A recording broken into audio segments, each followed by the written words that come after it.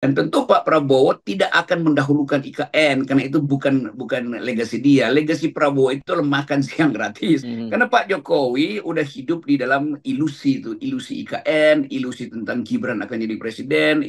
Orang yang hidup dalam ilusi itu akhirnya jadi delusi itu. Prabowo itu disandra secara metafisik Mhm. sebetulnya oleh Mhm. Jokowi. Ya saya Ya. bisa bayangin kesulitan psikologi dari Pak Prabowo.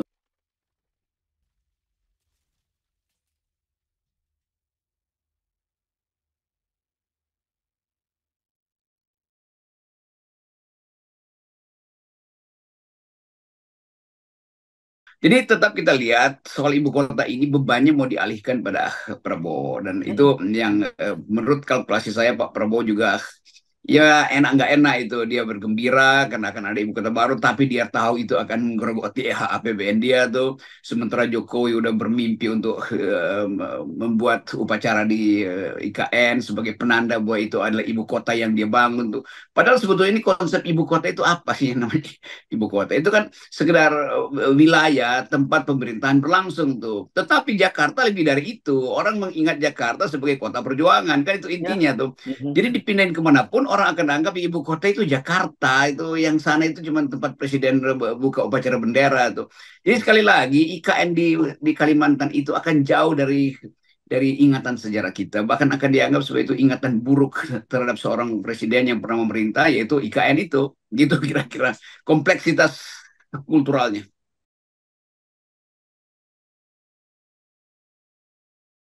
Prabowo dilantik di Jakarta pasti dilantiknya dia nggak akan tanda tangan itu kan karena Ya. bagi dia itu ada beban Betul. sebetulnya kan konsekuensi dari memindahkan ibu kota itu ke pres ada itu segala macam anggaran mesti keluar dari situ pendidikan Ya. baru mesti ada di situ tuh Mhm. penyesuaian itu kayak Mhm. kayak latihan kayak manasik haji gitu kan karena mesti tahu keadaan di Ya. tempat yang baru itu kan. Ya. Ya. Dan itu juga butuh Mhm. psikologi baru. Jadi saya kira tuh Prabowo akan anggap ya itu ibu kota kita bangun 50 tahun lagi. Jadi pelan-pelan. Dan Jokowi tentu nggak mau ambil risiko karena dia bilang pindahin. Sementara pada akhirnya kemudian Prabowo bilang stop itu. Jadi balik lagi dong. Jadi dua kepres. Kepres pemindahan Mhm. dan oleh Jokowi dan kepres pembatalan pemindahan oleh Pak Prabowo atau kepres yang sekedar menjadikan pemindahan itu berlangsung secara administratif tapi secara real nggak dipindahin kan. Mhm. Gimana membayangkan misalnya kedutaan Amerika yang lagi dia bangun mungkin tiga tiga tingkat ke bawah itu tiba-tiba disuruh pindah ke Mhm. IKN kan ajaib itu. Jadi tentu dunia internasional juga atau kedutaan-kedutaan utama itu lagi konsolidasi karena bagi mereka semester depan itu mulai lagi ketegangan internasional soal-soal yang menyangkut persiapan perang dunia ketiga soal-soal yang menyangkut perlombaan menyimpan energi karena kepentingan untuk dalam negeri. Jadi semua soal itu juga menyibukkan diplomat-diplomat yang ada di Jakarta. Bagaimana kalau mereka diminta supaya 17 Agustus siap-siap dan setelah Oktober siap untuk pindah semua kedutaan itu juga ngaco itu.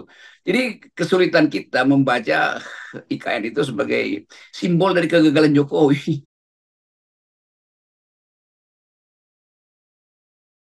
Jadi perlahan-lahan Jokowi akan geser beban dan tanggung jawab yang harusnya dia buktikan pada Prabowo. Nanti juga mungkin Jokowi akan kasih suruh kepres untuk menghidupkan kembali SMK Pak Prabowo yang mesti hidupin lagi itu dan kepres untuk membuat ekonomi meroket. Maka Prabowo disuruh bikin roket supaya ekonominya ngikut roketnya tuh. Ya. Ya. Jadi Ya. kekonyolan-kekonyolan ini yang akan Mhm. kita lihat sebagai ya Indonesiana itu Ya. mati ketawa cara Indonesia. Dan sekali lagi, ini makin lama makin dekat ke bulan Oktober dan setelah itu November. November udah mulai kesibukan pilkada segala macam tuh. Jadi Agustus, September, Oktober itu semua fokusnya ada di daerah tuh karena partai-partai juga akan masuk ke daerah, nggak ada yang peduli dengan politik nasional. Sementara Jokowi masih berupaya untuk mengatur strategi supaya dia masih ada di dalam kepemimpinan Pak Prabowo. Jadi kelihatannya ini kayak orang Jokowi ini kayak orang yang ngintil dan nggak dapat apa-apa, tapi tiba-tiba uh, bikin pencitraan bahwa dia masih didengar oleh 82% rakyat.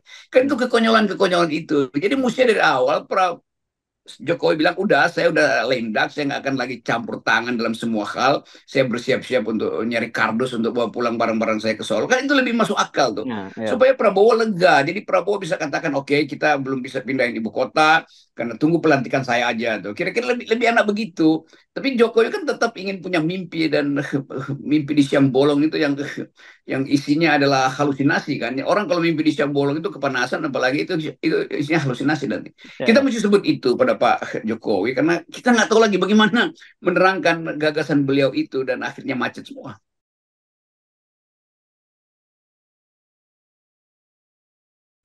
Nggak ada orang yang bicara tentang prospek IKN.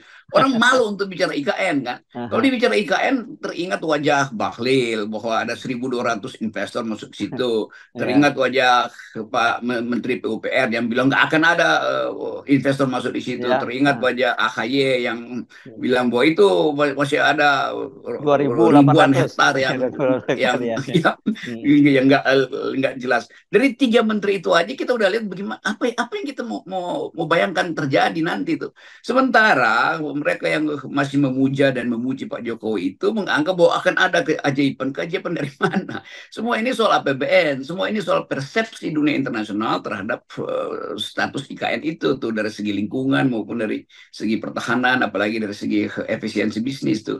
Jadi membayangkan bahwa akan ada banyak private jet yang mampir atau mendarat di IKN 17 Agustus akhirnya jadi ilusi aja tuh. Ya. Apalagi membayangkan bahwa di situ akan ada perkantoran yang udah full speed itu.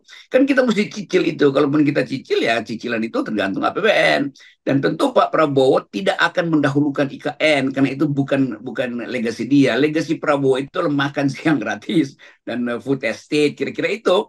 Jadi sebetulnya problem-problem yang dari awal harusnya diselesaikan oleh Jokowi, karena dia nggak mampu selesaikan, dia geser itu pada Prabowo. Sementara Prabowo punya ide strategis yang lain itu.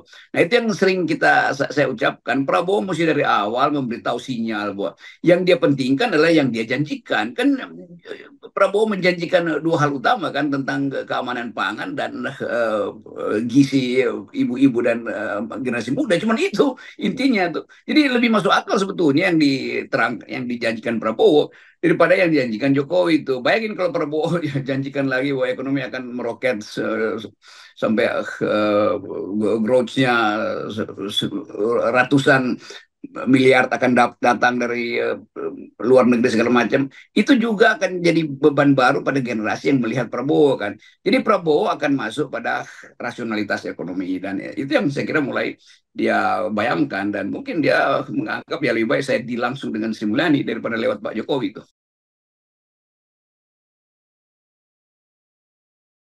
Juga kita bisa lihat bagaimana sinyal dari Sri Mulyani yang seolah-olah jadi menteri. Sri Mulyani kan sebenarnya jadi perdana menteri sebetulnya kan, ngatur-ngatur anggaran suka-suka dia Ya, tuh, ya. dan para Hmm. menteri Hmm. marah. Hmm. Itu juga penanda bahwa Jokowi udah nggak didengar. Mungkin Jokowi masih kasih sinyal pada Sri Mulyani, tapi Sri Mulyani ya bypass saja semua itu kan. Hmm. Karena Pak Jokowi udah hidup di dalam ilusi itu, ilusi IKN, ilusi tentang Gibran akan jadi presiden, ilusi tentang Kaisang akan memimpin Jakarta. Kan orang yang hidup dalam ilusi itu akhirnya jadi delusi itu. Jadi kemampuan rasional dari Pak Jokowi harusnya hilang tuh. Ini saya mau terangkan itu dengan cara kritis, dan supaya jangan jangan ada dusta lah di antara kita. Nanti tiba-tiba saya ucapin lagi hal-hal yang dengan kalimat yang agak nyinyir itu, lalu mulai lagi dipersoalkan secara hukum ucapan kita. Padahal faktanya di situ. Dan sekali lagi ini soal transisi yang mungkin tidak mulus tuh, karena Jokowi masih ingin memaksakan mengendalikan Prabowo, sementara Prabowo udah 2 bulan itu gelisah nih, kapan Hmm. gue mimpin, kira-kira begitu.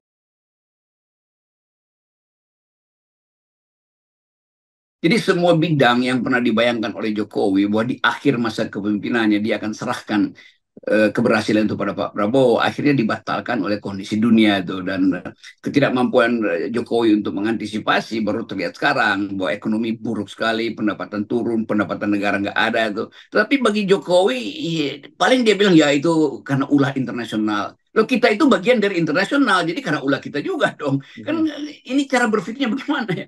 Jadi ini kan karena situasi internasional yang buruk. Lalu kita apa? Ya kita bagian dari situasi itu kok. Kita berdagang pakai dolar. Jadi sebetulnya kemampuan berpikir itu yang selalu kita anggap. Loh, kok nggak bisa tahu ya bahwa Anda itu mengucapkan sesuatu yang Anda buat sendiri problemnya, lalu Anda salahkan per internasional. Jadi kapasitas Pak Jokowi memang kurang tuh. Bahwa dia orang yang tumbuh awalnya sederhana, lalu masuk di dalam jebakan-jebakan arogansi, mulai berpikir tentang dinasti. Lama-lama kita tahu bahwa dia cuma penumpuk kekuasaan. Beliau ini, presiden kita ini. Hanya itu yang mau kita sebutkan pada akhirnya tuh. Kan kita nggak bisa lagi ya bermanis-manis atau berpura-pura tuh. Ya kalau memang salah ya bilang salah, kalau buruk ya buruk kan.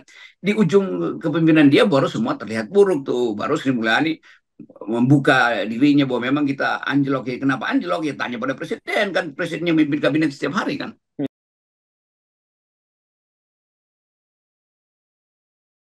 Justru kita mau terangkan Prabowo itu disandra secara metafisik sebetulnya oleh Jokowi. Karena Prabowo sendiri tahu kalkulasi rasionalnya tidak mungkin membiayai IKN. Tetapi Prabowo tetap mesti bersopan-sopan karena dia bagian dari kekuasaan, maka harus menganggap bahwa beliau dipersiapkan oleh Pak Presiden, Pak Jokowi. Tetapi real politics gak akan begitu.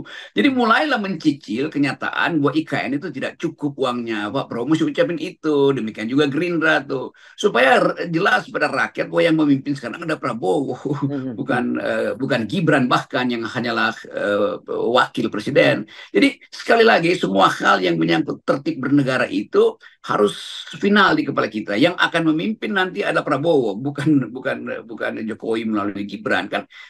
Sinyal itu saya kira yang susah untuk diucapkan oleh Pak Prabowo karena ya ada kultur di antara mereka berdua, dan buat kita yang itu bukan urusan kita hanya ingin tagih bahwa pemimpin berikutnya mesti kasih tunjuk, Pak Prabowo mesti tunjukin apa ide dia tentang Indonesia dan bagaimana APBN itu dicukupkan untuk ide-ide dia tuh. Kalau mencukupkan ide IKN itu idenya Jokowi, nggak ada urusan dengan Prabowo mestinya.